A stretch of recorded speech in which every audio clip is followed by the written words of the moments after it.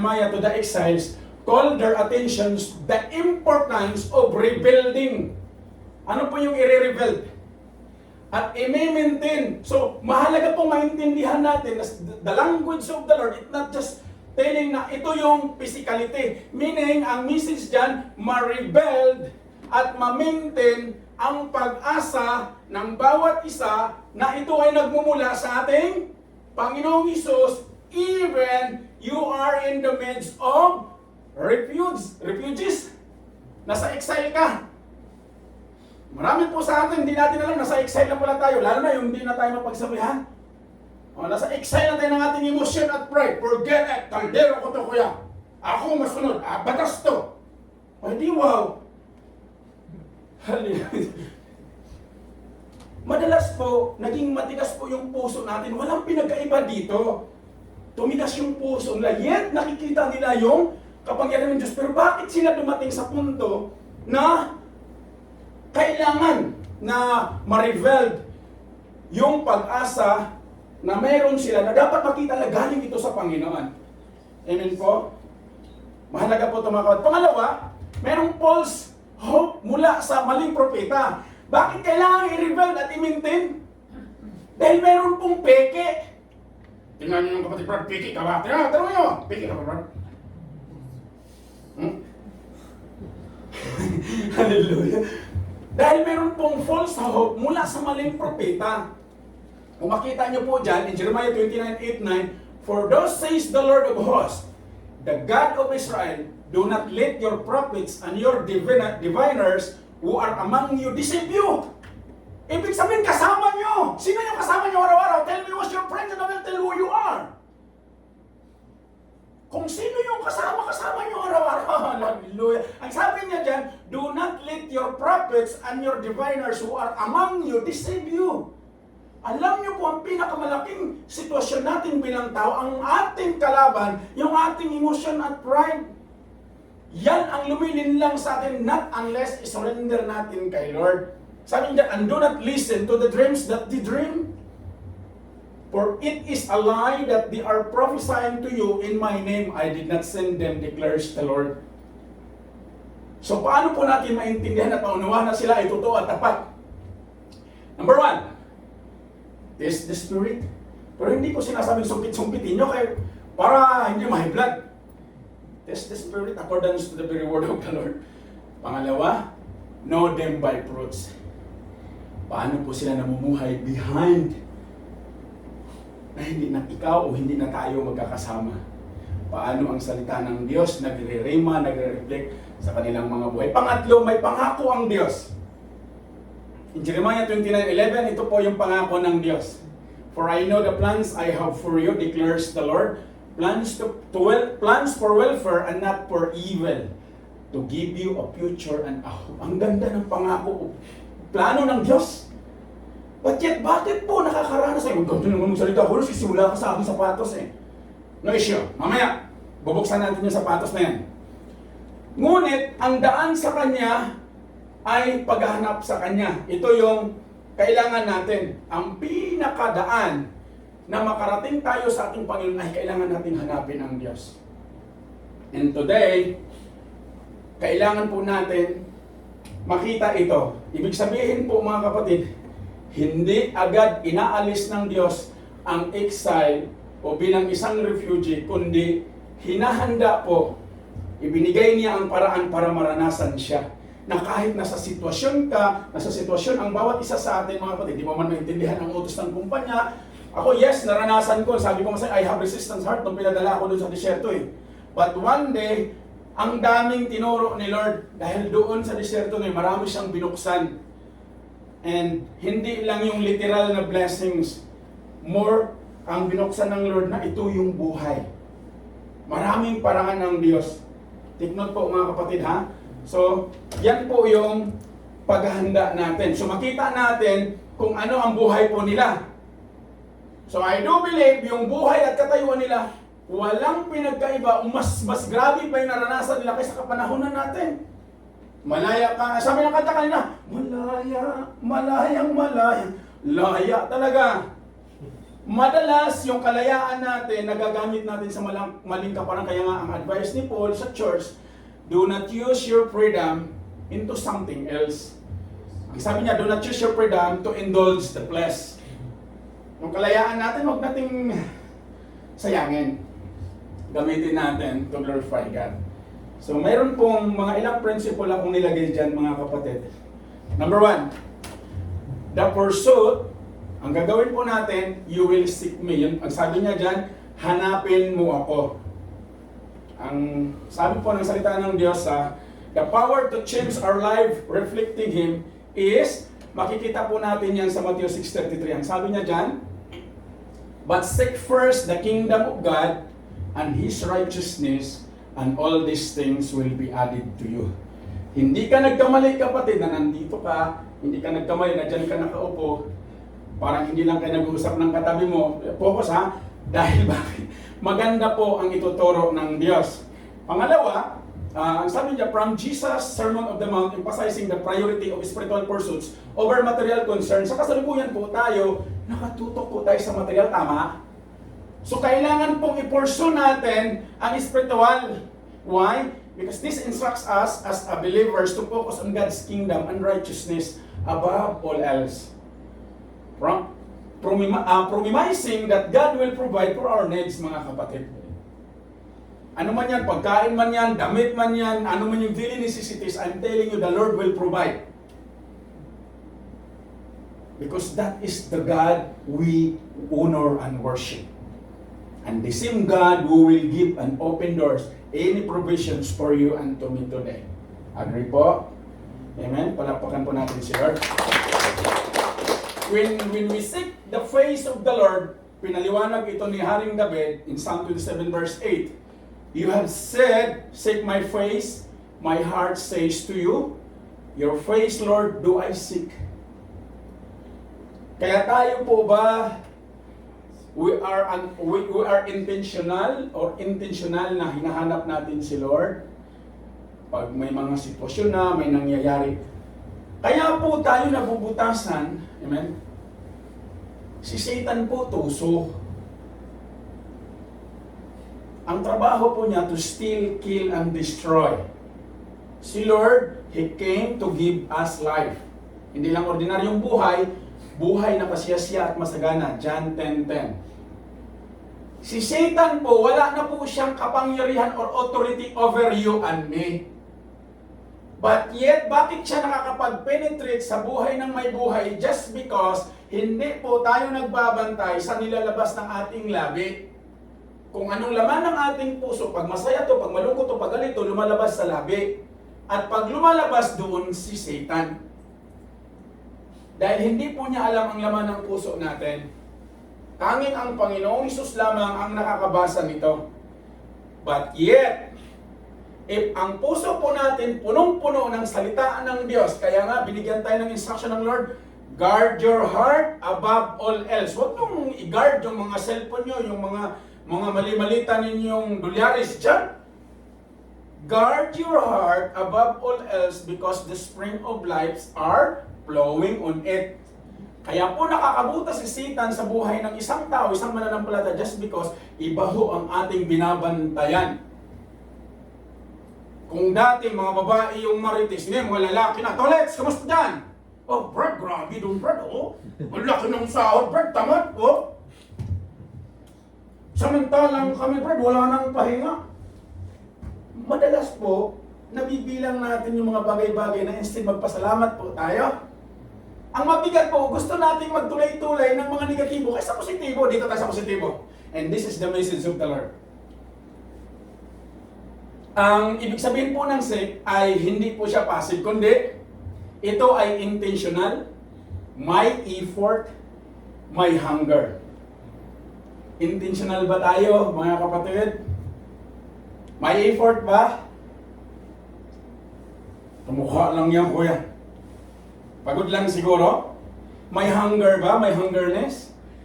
Hindi aksidenteng lumalalim ang relasyon sa Diyos, mga kapatid. Ito po ay pinipili araw-araw. Mahalaga po na ang gawin nating desisyon sa pang-araw-araw, pipiliin natin na lalalim ang ating relasyon sa Panginoon. Bakit? Unang-una, maglaan ng oras araw-araw sa panalangin. Amen po. Huwag nang manalangin pag-alanganin. Araw-araw manalangin. And i-prioritize ang Diyos bago trabaho, bago yung social media, bago yung mga problema. Hindi yung pagising sa mga problema na naman to. Si Manasanta, wala na rito. Oh, ang daming problema, no? In Jesus' name. Kaya no wonder bakit napakabigat ng buhay. Alam niyo po, pinagpala na po tayo. Agree? Mayayaman po ang mga anak ng Diyos. Amen? Tayo po ay inatasan ng Diyos na steward, i-manage ang kayamanan niya sa mundong ito. We are always be a head, not a tail. Walang Kristiyano na nandoon sa buntot. Lagi kang mag-i-excel.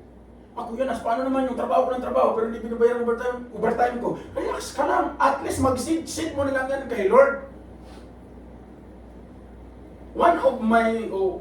Isa sa testimony ng inyong kuya sa mga kapatid na hindi binabayaran ang overtime kahit magtatrabaho kami ng extended until midnight. Pero one way to another, sabi ng Lord, isid mo yan sa kumpanya, isid mo yung kumpanya niyan, i-bless ko para sa iyo at hindi lang ikaw. Dahil hindi naman lahat ng panahon na ganon ang trabaho. Madalas, magaan at relax. So may mga pagkakataon na hindi natin nababalansi. Kaya kailangan mga kapatid, na sa araw na to, mabalansi po ang ating buhay. Agree po kayo? Amen po? Kaya ngayong araw, titingnan natin kung paano tayo tuturuan ng Diyos. Amen? Kaya mahalaga po mga kapatid na i-prioritize natin si Lord. Para pag dumating si trabaho, nandito naman tayo, nagkatrabaho na tayo, mapapasalamatan natin. Hindi mo makikita yung neighbor mo. Hindi mo makikita yung individual. Instead, makikita mo sila ng pagpapala just because hindi naman tayo kagaya ng isla. Hindi naman tayo kayang mamuhay ng mag-isa. We need each other. In a way, that's the plans of the Lord. O, yung mga social media, hindi makalakad na walang TikTok, walang Reels. Ano na? Pag maraming views, dami kong views, right? Oh. Diyan pa yung kasikatan. Nakakapagod dyan, kapatid. O, yung mga nag-games. May nag-games pa ba? Attack, Brad! Gising pa na madaling araw, nag-invest pa ng pera. Pero pagdating sa trabaho, lulugo-lugo. Don't you know that your work is given by the Lord? Deuteronomy 8:18. Diba, pag wala tayong trabaho, naghahanap tayo ng trabaho, na humihingi tayo ng tulong sa ibang tao. Nung may trabaho na, reklamo pa rin. Na instead, magpasalamat.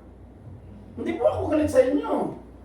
But I hate those words. Nung wala tayong trabaho, marami tayong nilalapitan, yet, nung mayroon na tayong trabaho, tumatanggap na tayo ng dollars, akin to. Hindi kita ililibre sa grado ko yan. Kasi, pag nag-order ka, 2 months. Huwag nyo kasi ako pag-orderin. Hallelujah. Alam nyo po, sa buhay po natin, pinagpala po tayo. Alam nyo po, isa sa picture po nito, yung isang nawawalang anak sa isang magulang. Hindi siya uupo lamang, ngunit hahanapin niya ng buong lakas. Ang gusto ng Diyos sa bawat isa sa atin, hahanapin natin si Lord ng buong lakas.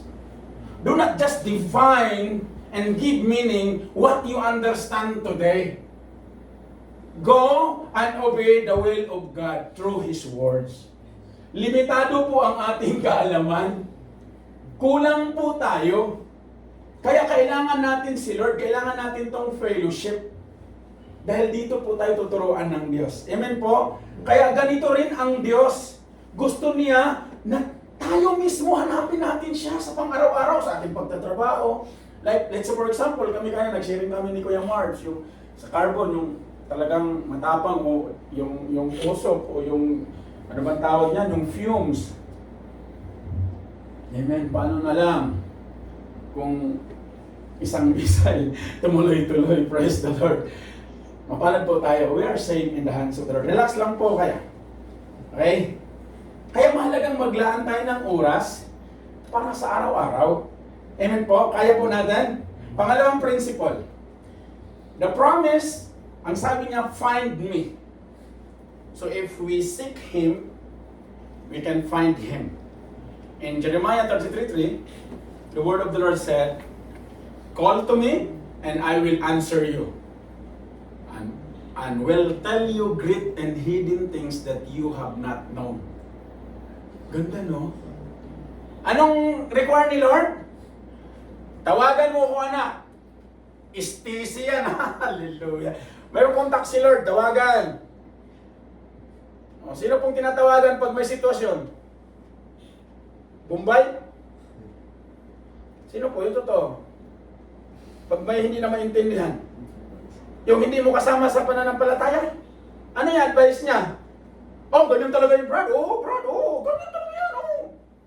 Kaya, bakit naging mali-mali ang desisyon natin? Just because mali yung taong nilapitan natin. Kaya doon pa lang sa una, ang kapanahonan ng Jeremiah, ng mga Israelitas, dahil ang nilalapitan ng mga false prophets, ano na lang ang i-advise?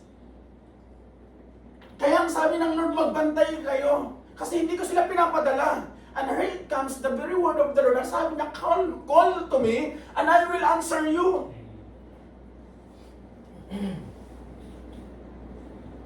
And I will tell you great and hidden things that you have not known.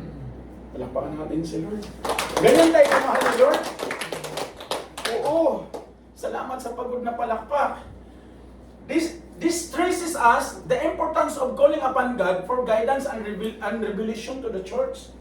Napakahalaga mga kapatid na ang pagtawag natin sa Panginoon, meron po itong pangunguna mula sa revelasyon ng Diyos sa bawat isa sa atin. And you and me is the church, not the building.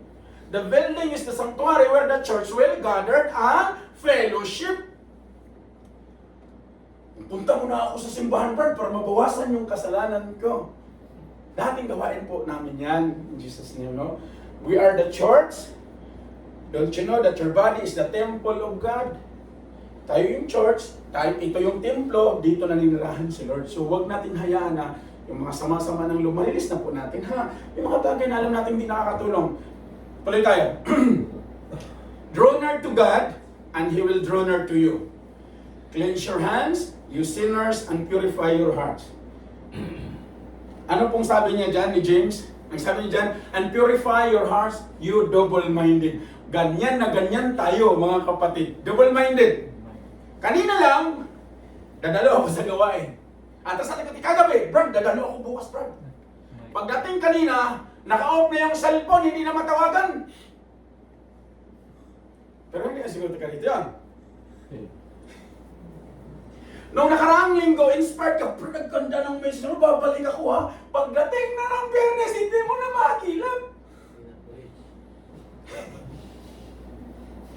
Alam niyo po mga kapatid, hindi ka nagsalita sa tao, you are giving your commitment to the Lord. That's somehow, na yung buhay po natin, maraming mga sitwasyon kasi hindi po tayo nagbantay.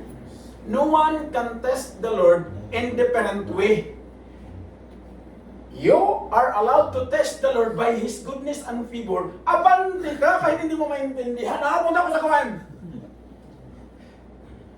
Papunta ako kasi yun lang yung kaya ko. Lord, bali na masalubong ko si Gwen. Isang araw, ililibre ko rin siya ng Grelo. Hallelujah. Akin lang po yun. God asks us as believers to actively seek closeness with God, promising that God will return that desire for intimacy and fellowship. Ibig sabihin mga kapatid, pag bilang mananampalataya, mahalaga na active po tayo na hanapin natin si Lord. Closeness ba? Dahil bakit may pangako po siya, at ano po ang ibabalik niya sa desire natin? Intimacy and fellowship. Yan po yung totoong Kristiyano. Intimate ka kay Lord, and you are pursuing fellowship to brethren. Pero pagkatapos ng gawain at hindi ka na makakausap, hindi ka na matagpuan, mali ang message. Dahil the moment po na mag-overflow ang message ni Lord sa pagkatao natin, kaya nga draw near to God and He will draw near to you, hanapin mo ang fellowship. Wala na yung kalendar mo na nagsarado ng... Pag sarado na ng tilon, may kilala ako yun, sarado ng tilon. No? Kahit gising din nagsalita, para hindi lang malaman. No, mga kapatid, gawain ng kuyanas nyo yan eh. Uy ng Diyos, I once there. But the Lord opened that tilon on my life. And the life is not on that way. This is the life. Ito ang gusto ng Diyos sa bawat isa sa atin. Ito yung totoong buhay. Droner, pag sinasabi natin lalapit tayo kay Lord, this street is our spiritual purification. Urging us as an individual to cleanse our hands. Tayo po, ano pong ginagawa natin? Dot, patak, bro. As a metaphor for turning away from sinful actions, ano pong ginagawa natin, yung mga sinful actions? And to purify our hearts. Paano po ma-purify ang puso natin? To remove inner conflict. Ibig sabihin, kung mayroong conflict ngayon ng Iran, US, Israel, dito sa Middle East, tayo po, ang daming conflict dito. Daming crisis dito sa puso. Daming kalaban. Yung flesh natin, bakit? Ibang gusto nito, ibang gustong kainin, ibang gustong makasama. Ano na lang. Kaya dito po makikita natin, paano po ma-purify ang puso natin? Number one, we must remove inner conflict dito sa pagkatao natin. At pangalawa, yung double-minded. Double-mindedness. Yung iba sinasabi ngayon, bukas iba naman. Dami ko kakilala yan, kasama nyo pa rito noon. Pag nagbitaw ngayon, dito pa sa pulpito, kinabukasan, di mo na makita. Sana yung kapatid? Kailangan gumamit ng microscope. Sana ba, Brad? Sana? Di na makita. Huwag mo kami pakialaman, Kuya Nas. Ako man, masaya po ako pag may naghahanap sa akin. Bakit? In what way somebody or someone value me even though pero pag hinahanap, lagi na tayo hinahanap. Ano sinasabi din mo, Kuya Nas? Yung wala. Right. Which leads to a divided loyalty and wavering faith. Hanggat hindi natatanggal yung inner conflict ng pagkatao natin, yung tamang hinala, tamang ang dami na, CIA pa yung puso, CIA yung isip, yung maintindihan, double-mindedness. Ano pang mangyayari mga kapatid? Maglilid po yan ng divided loyalty. Kaya huwag kayong magtaka, bakit may mga individual na hindi loyal, mag-asawa na lang. Umalis sa Pilipinas, kailangan ko magtrabaho sa Saudi Arabia para sa kinabukasan ng ating anak.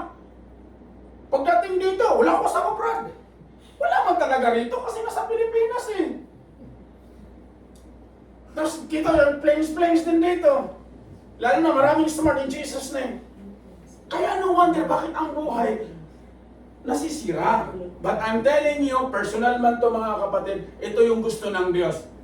Loyalty, mahalaga na loyal tayo kay Lord. Pangalawa, ibigay natin kay Lord na hindi magwiwib yung pananampalataya natin. Kagaya ng alon. Dapat wag kung saan na lang. Ito tulad, nakakita ba kayo ng bote na pag tinatamaan ng alon kung saan siya abutin doon na lang. Hindi po ganun ang gusto ng Diyos sa atin, ha? Ang gusto po ng Diyos sa atin ay magkaroon po tayo ng wala pong piso ay. Yes. Purihin ang Panginoon. Ang gusto po ng Lord sa bawat isa sa atin na tayo po mismo. Ito ay pangako, hindi po posibilidad. Yan po yung pangako ng Panginoon. Hindi sinasabing baka makita mo ako, kundi makikita mo ako. Walang baka, wala na yung baka, Brad. Kasi yung baka, nasa bukid yun, binibinta yun pag tama na ang laki. Yun yung baka. Sa probinsya, ng baka ba?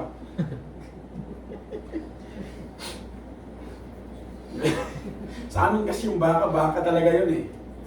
Mahal yun sa amin, mga 30k to 50k yun pag mayroon kang farm. So dito, hindi sinasabing baka makita mo ako, kundi makikita mo ako. Ang Diyos, Amen? Amen.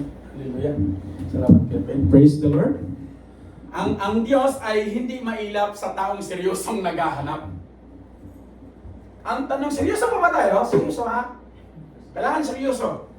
Bakit po? Wala pong pinagkaiba sa isang ama na naghihintay ng isang hakbang ng anak. Ang sa kanya, dalawang hakbang papalapit. Yan ang ginawa ng Diyos sa atin. Ang punto po mga kapatid, huwag mawalan ng pag-asa sa panalangin. Ang katahimikan ng Diyos ay hindi kawalan niya. Ngunit tinuturuan tayo ng Diyos kung paano po tayo mamumold. Amen po? Kaya mahalaga yung panalangin ha. Huwag manalangin pag ang sitwasyon tumagilid na yung bangka. Amen. Pangatlo, the condition when you seek me. Pag hinanap po natin si Lord, ang sabi niya dyan sa Hebrews 11:6, ang sabi niya dyan, amen, and without faith, it is impossible to please Him.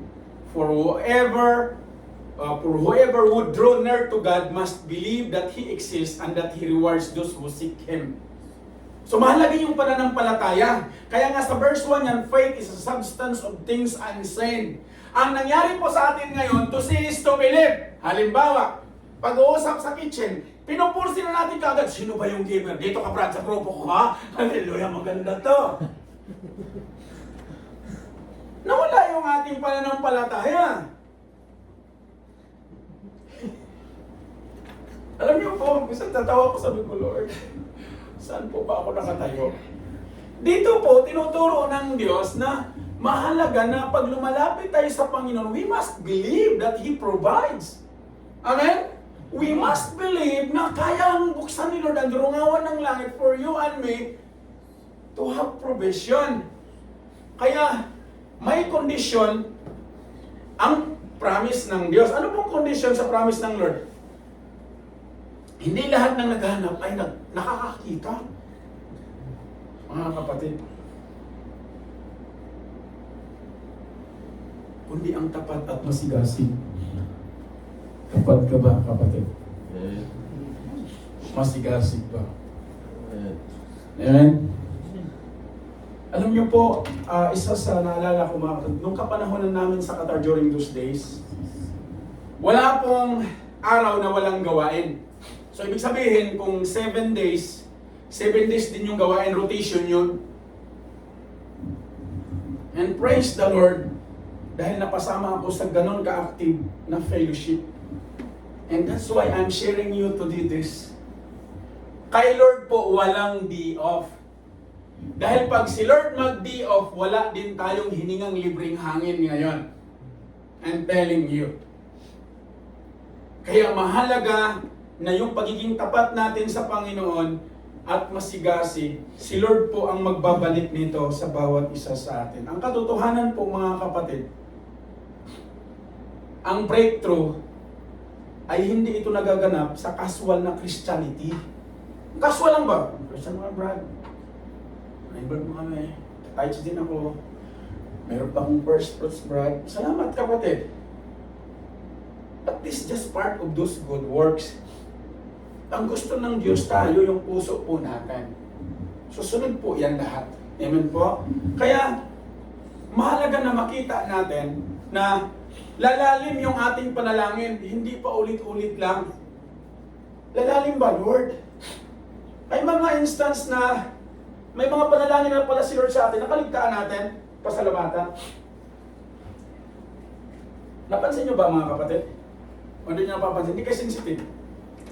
Si Lord nagbibigay na ng panalangin sa bawat isa sa atin, but yet, iba yung ginugusto natin. Gusto ko Lord iPhone 17. Maganda man yun, kung ready, no? Pero kung gagamitin mo lang din ng ML, ano ba yung mga latest na games ngayon? Gagamitin mo lang sa Lord, huwag ka na mga iPhone. Pero kung gamitin mo sa trabaho, gamitin mo sa mga tinatawag mong business, ansap ako dyan, pero kung gagamitin mo the other way around, sinasayang mo lang kapatid. Lalalim ang panalangin, hindi pa ulit-ulit lamang sa salita. Kaya ngayong umaga, magkaroon tayo ng sinseridad sa paglapit natin sa Diyos. Amen po. Yan po yung ating i-condition sa Panginoon. Pang-apat, amen, hallelujah. Lastly, magkaroon po tayo ng passion with all our heart. Deuteronomy chapter 6 verse 5, you shall love the Lord your God with all your heart and with all your soul and with all your might. Meaning, this importance of loving God wholeheartedly. So mahalaga po na maintindihan natin na kung tayo unang minahal ng Diyos, we need in response na mahalin din natin ang Diyos buong puso. In what? Sabi nga ni David, your word is a lamp to my feet and a light to my path. Pag walang salita ang buhay mo kapatid, walang salita ng Diyos, napakadilim yan. It means the guidance provided by God's Word in navigating life's journey is very important. Agree po? Amen po? Mahalaga na ang salita ng Diyos na sa pang-araw-araw ng ating buhay, bakit ito po yung mag-navigate sa ating journey sa pang-araw-araw.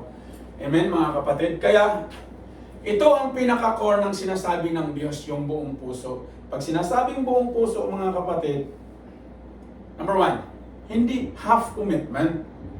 If you commit your time every Friday to come to fellowship, go for it. Start on that. If you commit next time around na ma-involve ka sa ministerial, ano man yung kinonvict ng Lord sa puso mo, to invite your friends, to bring them along, to hear the word, go for that. Amen?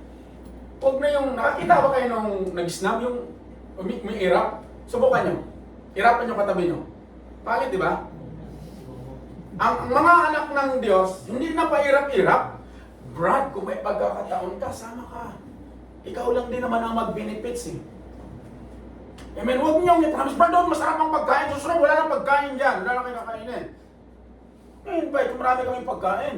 Busog na tayo kay Lord. A man will not live by bread alone, but by its every word of God. Amen mga kapatid? Hindi distracted prayer. Kumusta ang panalangin? Distracted ba? O kasi nanalangin yung, nanalangin. Pero yung likod ng isip, ano kayang uulamin namin bukas? Teka, purihin ang Diyos. Distracted eh. Pangatlo, divided heart. O, sino yung divided heart? Narinig yung kanta April Boy, sana dalawang puso? Subukan nyo. Wala ba dalawang puso ng Panginoon? Ibig sabihin po, ano po yung desire ng puso nyo? Huwag maging double. Kasi pag divided yung puso po natin, mamimiss out natin yung biyaya ng Diyos. Mga kapatid. Hindi kulang ang Diyos, kundi madalas kulang ang puso natin sa paghahanap sa Kanya. Yun po yung katotohanan. Sa relasyon, kapag hindi buong puso, walang lalim. The same way sa mag-asawa.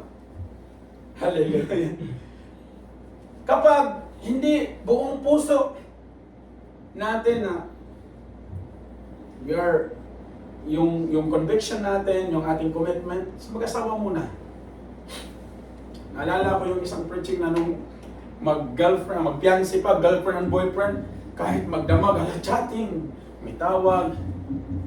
So kulang ang oras, may padala pang mga bulaklak, mga chocolate. Wow! Sino nagpadala ng chocolate sa Pilipinas? Nung kulang ang oras, you decided to have one plan. Let's get married. Not divorce ha, wala pa married, divorce na nga. Married. Puri ng Panginoon. Nung magkasama na, doon na lumabas lahat. Kung dating hindi makabasag ng plato, ngayon naman, hindi pa natapos kumain, nagpapalot na. Hallelujah. Gusto niyo ba yun? Kasi yun. So doon na kayo magkakilala kasi nasa isang bubong na kayo. And that's marriage. And it will be perfect only through Jesus. Ayan po yung ilustrasyon ng Diyos. Tayo po yung bride. He is our groom. Kaya hinahanda po tayo mga kapatid. Amen po. Praise the Lord. Buong puso ha? Amen. Yes, buong puso po ha. Pero huwag po kayo pumunta sa maling relasyon ha. Pag kaya, Lord, tulungan mo ako Lord. Baka mamaya mawalan ng ano tawag mo? Mawalan ng kagalakan yung puso? Ha? Kailan nawalan ng kagalakan ng puso? The moment without Jesus in your heart, tapos araw-araw tayo nakarinig ng salita ng Diyos, tapos yun ang outcome. Huwag lang talagang ako makarinig. Buti na lang. Buhusan ko yun ng muriatic in Jesus' name. Huwag natin gagamitin ang salita ng Diyos sa maling kaparaanan. Do not allow the Word of God na magiging panakip butas sa mga mali nating ginagawa. Pag sumikapan po natin, bakit? Ito yung pangako ng Diyos sa bawat isa sa atin. Alisin ang distraction habang nananalangin, ibigay ang buong emosyon, buong pananampalataya at oras sa Diyos. Yan po yung gagawin natin mga kapatid. Kaya po, I do believe hindi po mahirap ang requirements ni Lord. Just give your emotion to God. Just give your faith unto the Lord. Sa sinapupunan pa lang ng ating nanay, mayroon na tayong pananampalataya. Dinesign na to ng Diyos. Now ngayon, dinadala tayo ng Lord sa tamang pananampalataya. Kanino ba talaga maangkla yung ating pananampalataya? So tinuturuan tayo ng Diyos. At yung oras po natin, kahit nasa trabaho tayo, nakikita nyo ba, nagpasalamat ba kayo sa Panginoon? In conclusion, church, palapakan po muna natin sila. Hallelujah. In conclusion, mga kapatid, hindi sinabi ng Diyos na hanapin mo ako kapag okay ka na. Hindi niya sinabi na hanapin mo ako kapag wala ka ng problema. Ang sabi niya, hanapin mo ako at mahahanap mo ako. Amen po? Kahit nasa gitna ka ng sitwasyon, pagod,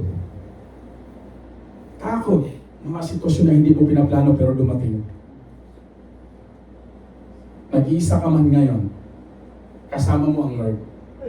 Ang Diyos ay nagbibigay o naghihintay na matagpuan mo siya, kaibigan, kapatid. Ang Lord naghihintay lamang siya. Now today, ano po ang desisyon na tatahakin mo, kapatid? Music team? Hallelujah. Ang problema natin ay hindi kulang ang Diyos, mga kapatid. Ang problema madalas ay kulang ang ating paghahanap. Kung gusto natin ng breakthrough ngayong umaga, pero ayaw naman ng brokenness. Gusto mo ng blessings, pero ayaw mo ng surrender. Ang gusto ng Diyos, ngayong umaga, ang sabi ng Diyos, kapag hinanap mo ako ng buong puso, makikita mo ako. Kayo po ito ngayon. Amen? Hindi po kong galing sa inyo. Mahal ko kayo kay Lord. Kayong pagkakataon na magkasama tayo,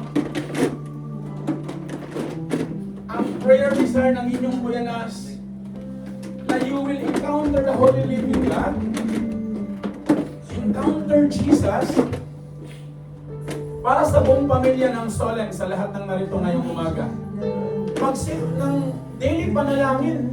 In Mark 1:35, si Jesus ay gumising ng madaling araw upang manalangin. Ibalik mo muna sa slides ko yan. Amen. Hallelujah. Balik mo na sa slide. Gawing lifestyle ang panalangin. Church, bakit po? Itong ating tinatayuan ngayon, mga kapatid, ito ay chance natin na magbalik loob tayo kay Lord. Sabi nga ng Joshua 24:15, as for me and my house, we will serve the Lord. Now today, ano po yung lifestyle mo ngayon, kapatid?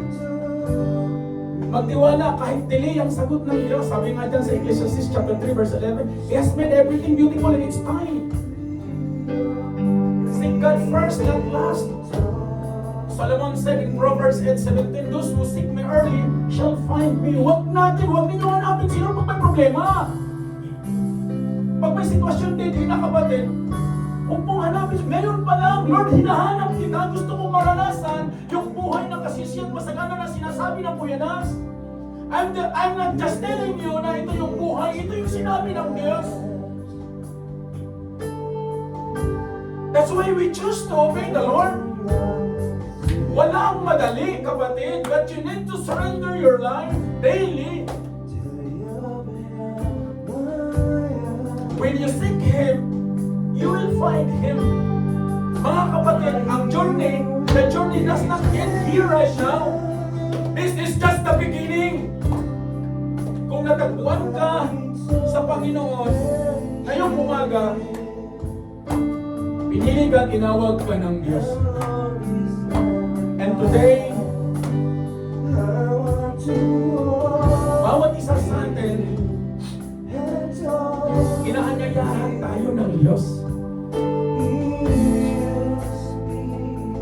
Napapagod ka na ba, kapatid?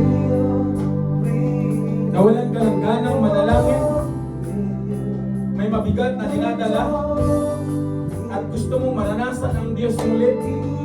Ito yung oras sa pagbabalik mo sa Kanya. Sabi nito, you will seek me and find me. Huwag mo nang hintayin ang araw ng bukas. Dahil ito po yung pagkakataon natin na lumapit tayong muli sa Panginoon. Amen po, mga kapatid. Ngayong umaga, make an altar onto your heart today.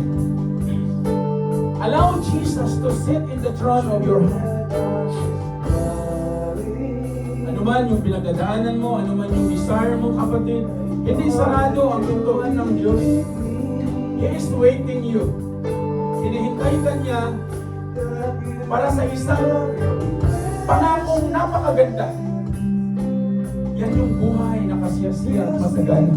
Ano man ang hawakan mo, ano man ang bibitawan mo, ano man ang sasabihin mo, ano man ang hapakan mo, it will be blessed because you are the blessing.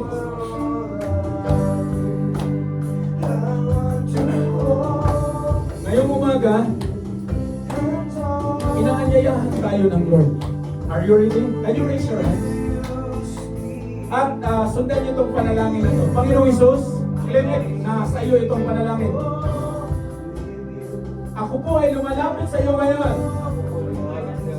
Inaamin ko na madalas hinahanap kita ng kalahati lang ng puso ko. Patawarin mo ako. Ngayon, ibinigay ko ang buong puso ko sa iyo. Turuan mo akong manalangin ng tapat at may pananampalataya. Gusto ko maranasan ka, hindi lang ang iyong pagpapala, kundi ang iyong presensya. Ikaw ang aking lakas, aking pag-asa, at aking tagumpay.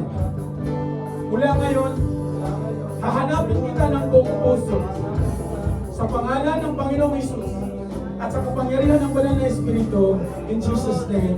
Amen. Palakpakan natin ang Diyos. Hallelujah. Ang tagumpay ay lumarating sa iyong buhay kung inahanap mo ang Diyos ng buong puso, kapatid.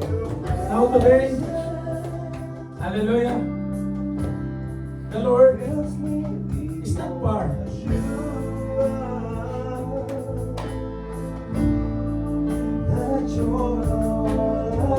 Hinihintay po tayo dito. Hallelujah. Father God in heaven, we give thanks unto you, Lord, sa iyong mensahe sa bawat isa sa iyong mga anak. Kaya natatan sa iyo ang kagayuan, pinagdaanan ng bawat isa. Turuan mo kaming manalangin. Turuan mo kaming maintindihan namin, maunawaan namin ang plano mo sa aming buhay pang araw-araw.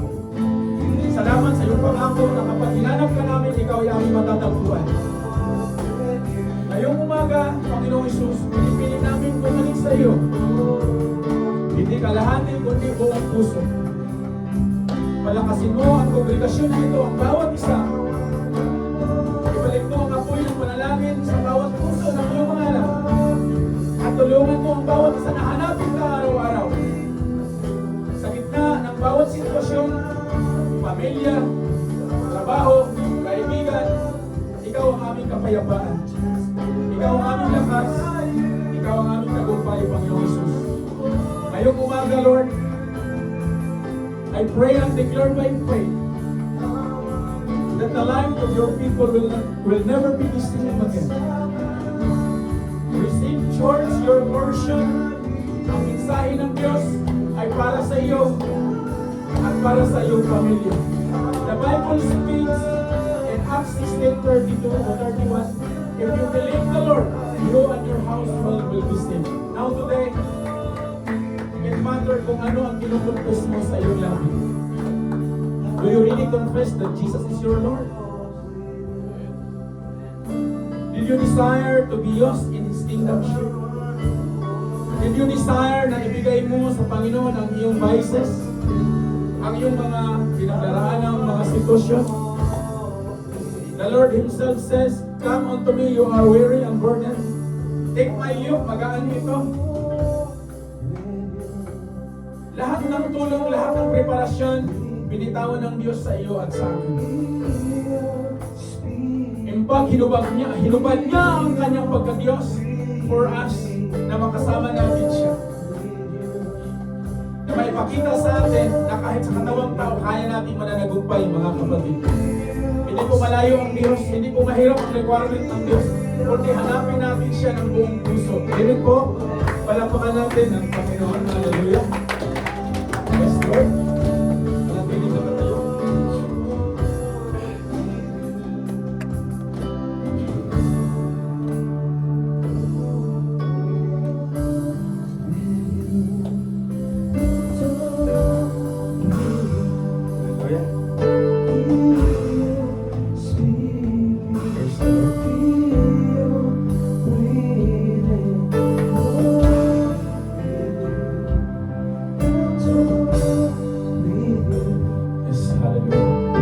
Raise our hands and bless. Kung ang mundo ngayon, lalo ng bansa natin, nagdiriwang sila ng Semana Santa, in Jesus' name, tayo po tinuturuan ng Diyos na ipagdiwang natin ang banal na hapunan na kung saan ang sabi nga ng Lord, saan man tayo o saan man isa o saan man dalawa, tatlo o two, three gathered in the name of the Lord, gawin nyo ito. The same way mga kapatid, gagawin natin ang banal na hapunan na ito na may pasasalamat na kung hindi dahil sa kanyang sakripisyo doon sa cross, hindi po tayo ngayon magtagpo. Kaya i-bless natin ang mga elements na to. Almighty God, Father in heaven, in the name of Jesus, we come before your presence today to commemorate and celebrate, Lord, na sa huling o banal mong hapunan, O Diyos, ipinapaalala mo sa amin ang sakripisyo mo 2,000 years ago doon sa cross na kung saan ito ang value ng aming buhay ngayon. Narito ang tinapay na sumisimbolo ng iyong katawan na nabayubay sa cross. At narito ang katas ng ubas na sumisimbolo ng iyong dugo. Nang sabi mo nga sa iyong salita, without the remission of your blood, there is no forgiveness of sin. Today, we pray and bless these elements, Lord, na mag-empower ito sa iyong mga anak, Panginoon, anuman yung mga vices, anuman yung mga intruders sa physicality, anuman yung karamdaman, Lord, ito ay magbibigay ng kagalingan sa pangalan mong Panginoong Jesus. Right now, Lord, bless this and empower these elements that our life, Lord, will never be the same again by faith. Amen.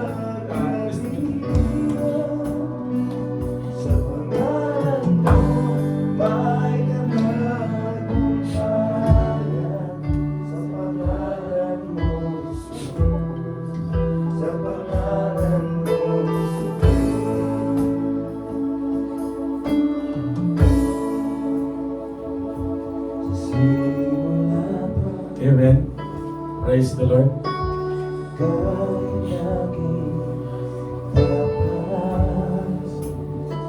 Meron na po bang hawak lahat? Hallelujah.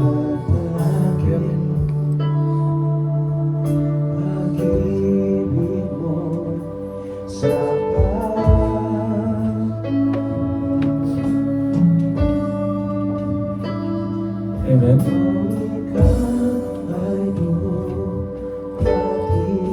Kindly raise the bread. Ito ang katuroang tinanggap ko sa Panginoon at ibinigay ko naman sa inyo. Noong gabing siya ipagkalulo, ang Panginoong Hesus ay dumampot ng tinapay, nagpasalamat at pinagpiraso iyon at sinabi, ito ang aking katawan na inihandog para sa inyo. Gawin ninyo ito bilang pag-alala sa akin. Kainin po natin ang tinapay.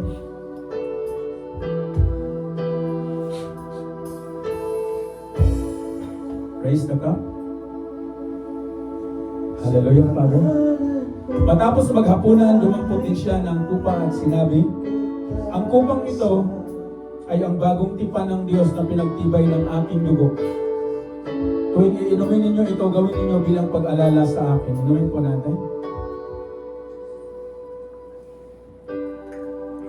Sapagkat tuwing kakain kayo ng tinapay na ito at iinom sa kupang ito, ipinapahayag ninyo ang kamatayan ng Panginoon hanggang sa kanyang muling pagpapalit.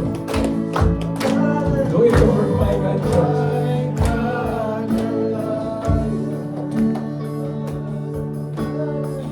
Amen. Palakpakan po natin ang Panginoon. Hallelujah.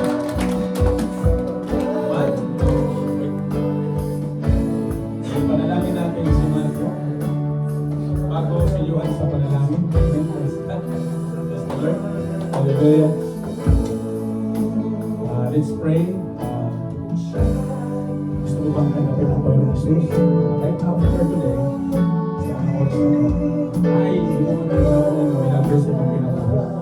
Ngunit lagi sa Panginoon, kung naging aksidente na nakaabot ka na rin, ay ano na ay tinaw na plano ang ginawa. Okay?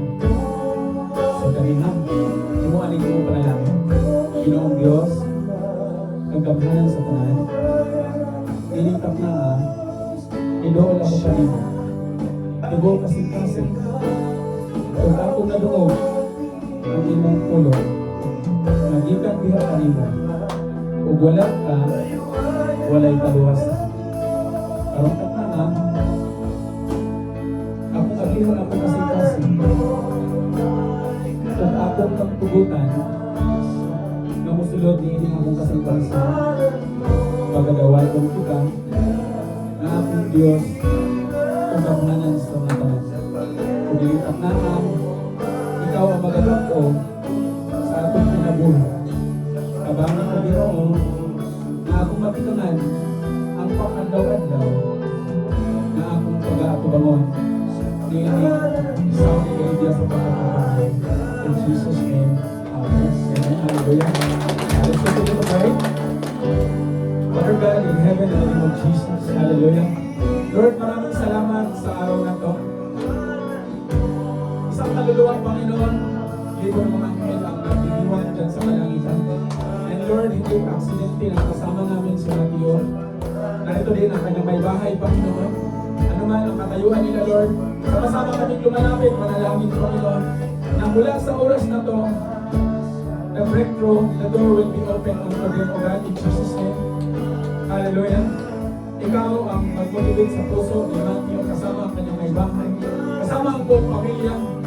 Lord, narito kami, maging witness kami ng isang araw, Panginoon, ipatutukan niya na tapat kang nangako, tapat kang nagsabi sa lahat ng nais mo sa kanyang buhay, sa mga oras na to, silyuhan namin ito, Panginoon, ng iyong banal na dugo in Jesus' name, na hindi ito mananakaw ng kaaway, Panginoon. But yet, Lord, we proclaim by faith in the name of Jesus. Hallelujah. Na ngayon pa lang, Panginoon, pinagpala mo ang kanyang buhay, ang kanyang desisyon, ang kanyang buong pamilya, ang kanyang trabaho, Panginoon. Narating man ang pagsubok, yet, Lord, mananagumpay si Matthew. Salamat po, Diyos. Purihin ka in Jesus' name. Amen. Talapakan natin ang Panginoon.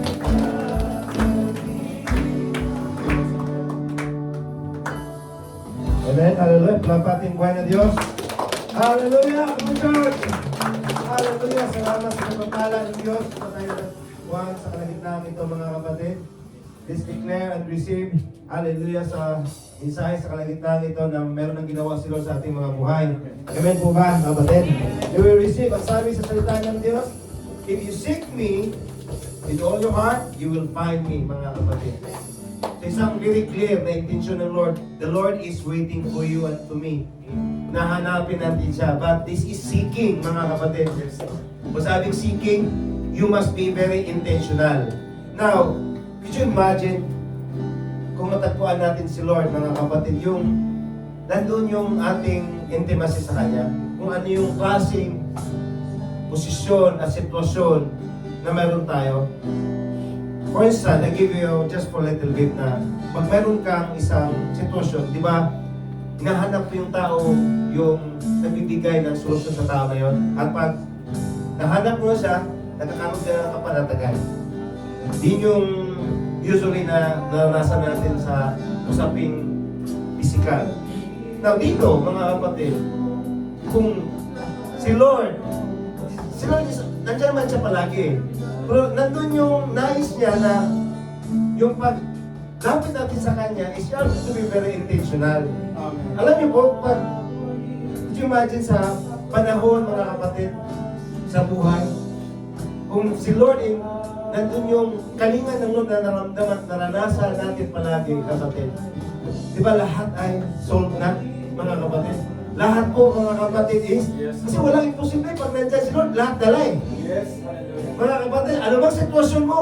Mga kapatid, imposible man sa atin, pero sabi ng Panginoon, sa Kanya, walang imposible. Mga kapatid, minsan mahirap man sa atin, pero sabi ng Diyos, sa Kanya walang mahirap. Tama po ba?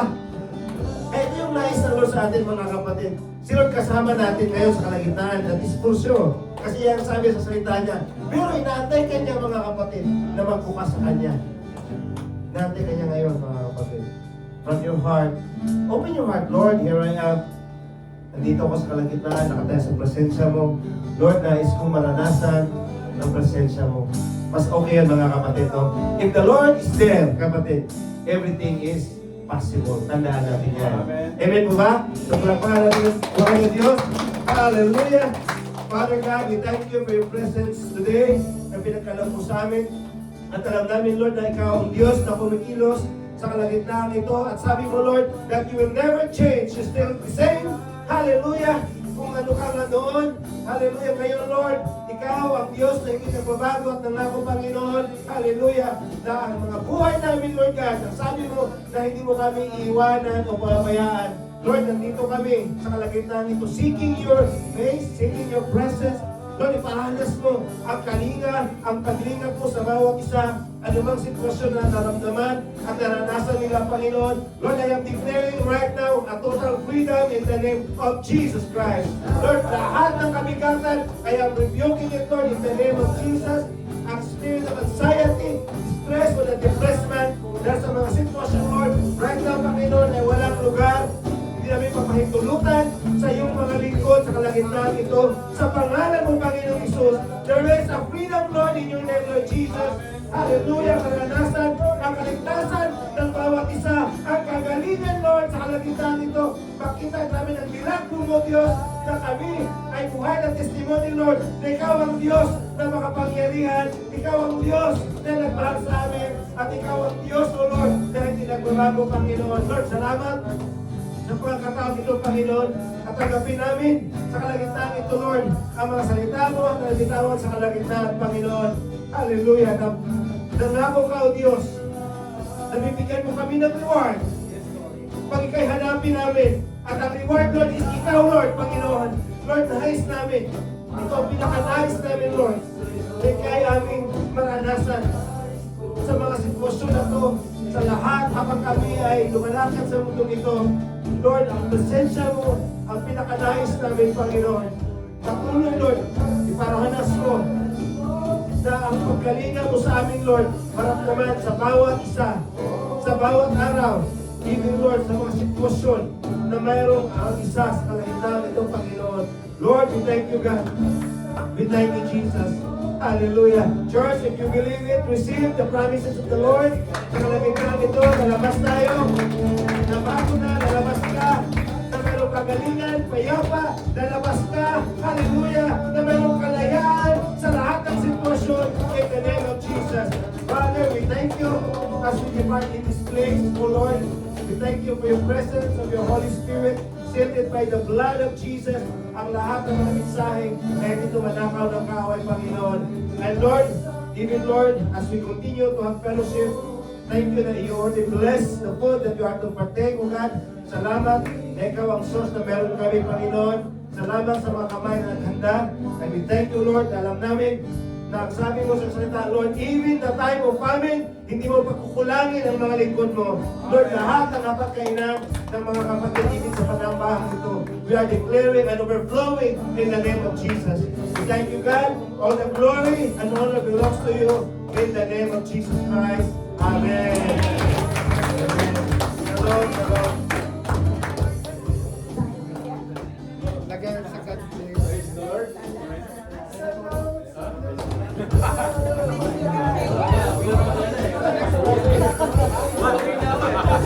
Salamat, Mata.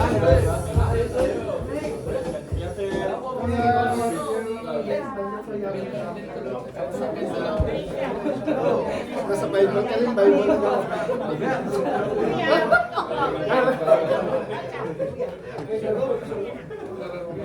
Yes, mga yan naman. Ano po yung class ko? Oh, nice na. Ayun, di ba?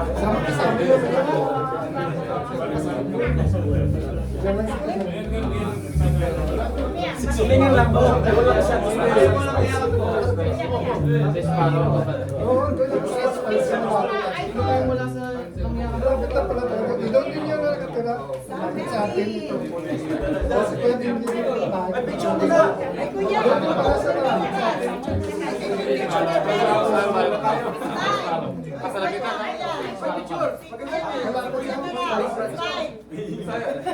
Bisaya siya. Galitin mo siya. Wala na pala, Jonathan.